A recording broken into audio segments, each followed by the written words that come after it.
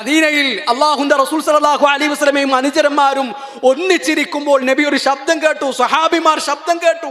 എന്താണ് ആ ശബ്ദം? 70 വർഷങ്ങൾക്ക് മുമ്പ് നരകത്തിന്റെ മുകളിൽ നിന്ന് താഴേക്കിട്ട കല്ല് നിലത്തു പതിച്ച ശബ്ദമാണത്. സുബ്ഹാനല്ലാഹ്. ആ നരകത്തിന്റെ ആഴം എത്രയാണ്? നമ്മുടെ വീട്ടിലെ മുറ്റത്തുള്ള കിണറ്റിൽ ചെന്നിട്ട് ഒരു കല്ലെടുത്തിട്ട് കിണറ്റിലേക്ക് ഇടുക. എത്ര സെക്കൻഡുകൾ കൊണ്ട് ആ കല്ല് വെള്ളത്തിൽ പതിക്കുന്ന ശബ്ദം നമുക്ക് കേൾക്കാൻ പറ്റും. 1 മിനിറ്റ് എടുത്തു എന്നല്ല നബി പറഞ്ഞത്, 1 മണിക്കൂർ എടുത്തു എന്നല്ല പറഞ്ഞത്, 1 ദിവസം എടുത്തു എന്നല്ല പറഞ്ഞത്, ഒരാഴ്ച എടുത്തു, 1 മാസം എടുത്തു, 1 വർഷം എടുത്തു എന്നല്ല പറഞ്ഞത്. 10 വർഷങ്ങളല്ല, 70 വർഷങ്ങൾ, 7 പതിറ്റാണ്ട് കാലം നരകത്തിന്റെ മുകളിൽ നിന്ന് താഴേക്കിട്ട കല്ല് നിലത്തു പതിക്കാൻ സമയമെടുത്തിട്ടുണ്ട് എങ്കിൽ പ്രിയപ്പെട്ടവരാ, നരകത്തിന്റെ ആഴം എത്രയാണ്?